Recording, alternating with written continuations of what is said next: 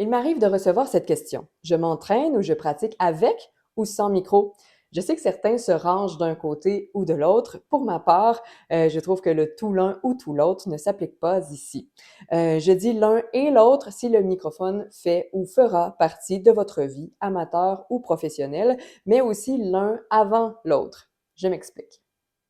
Je priorise toujours le travail non amplifié en début de parcours, en début de travail d'un nouvel élément vocal et en début de travail d'une pièce du répertoire. Pourquoi? Parce que je veux pouvoir garder mon attention principale sur mes sensations pendant que je travaille et entendre en même temps l'impact réel de mes actions, de mon travail, de ce que je ressens sensoriellement, voire même affectivement dans ma voix, avec le moins de détours possible, avec le moins de filtres possible, la plus à nu possible. Je veux que cette connexion-là soit bien, bien solide avant d'impliquer, d'inviter d'autres variables qui viennent jouer dans l'acoustique et donc dans mes oreilles. Ce qui veut dire que pour les mêmes sensations, je n'aurai pas le même retour auditif externe. Et ça, mais ça peut être déstabilisant. Parce que la partie qui change, c'est la partie amplification. La partie qui est stable, c'est la partie nature, entre guillemets. Donc, si ce fond-là est fiable, je peux changer la décoration acoustique, si je peux dire, sans problème et sans enjeu de santé vocale dû à des ajustements pas tout à fait optimaux qui peuvent arriver dans le stress d'une perte de repère. À l'inverse, si je commence avec un micro, bien, je serai habituée à une certaine filtration des fréquences dans ma voix. L'enjeu, c'est que chaque micro a des forces et des faiblesses différentes par rapport aux fréquences traitées. Et si vous ne faites pas votre son vous-même, mais vous avez en plus les variations qui peuvent venir de la technique de son, la sonorisation. Et à travers ces changements-là, bien, il sera encore plus difficile de naviguer parce que mes repères seront liés, dépendants d'un autre traitement du son. Mes sensations ne seront pas solides en elles-mêmes par rapport à ma voix non filtrée.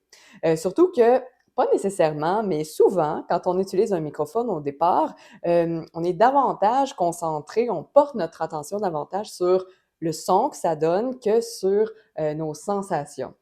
Nous sommes attirés par la nouveauté souvent.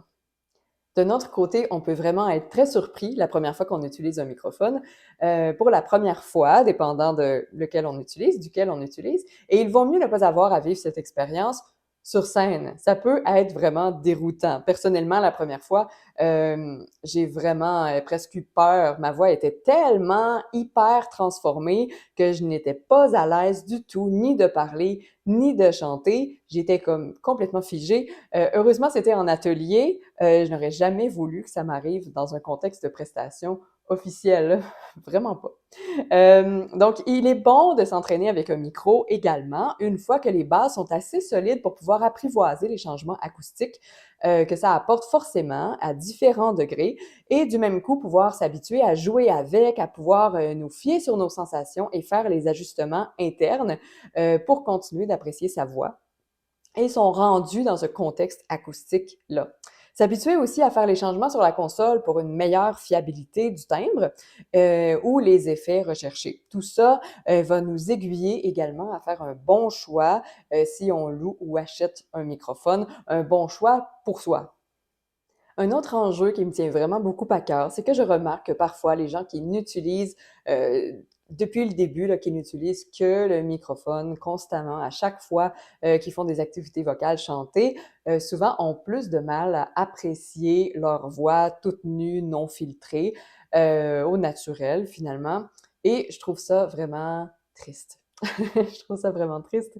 Euh, Parce que, ben, premièrement, souvent, ben, ça empêche de vraiment connaître sa propre voix et ça empêche de pouvoir varier les contextes et de chanter simplement pour le plaisir et être en confiance et être à l'aise.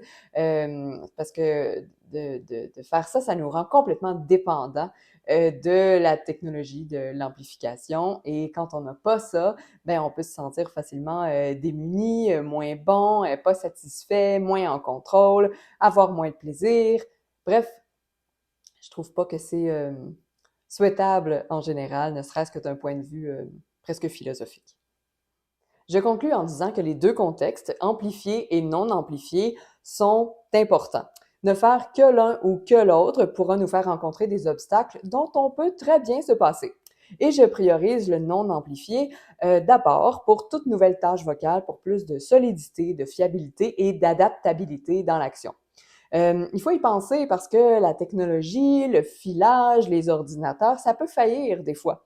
Le moniteur sur scène ou à l'oreille peut tout à coup cesser de fonctionner et seules mes sensations pourront continuer de m'aiguiller. Histoire vécue, mon attention sensorielle m'a littéralement sauvée une fois. Je ne vous le souhaite quand même pas. Pour pouvoir faire davantage de choix dans l'acoustique, dans le timbre de notre voix, bien raffiner ses connaissances fonctionnelles et maîtriser ses composantes de façon individuelle, isolée, combinée de différentes façons est une grande clé. Et cette clé, nous vous l'offrons au gymvocal.com avec tout le support voulu. C'est notre profession, notre passion, c'est un combo de bienveillance, de rigueur. Est-ce qu'on se voit là-bas?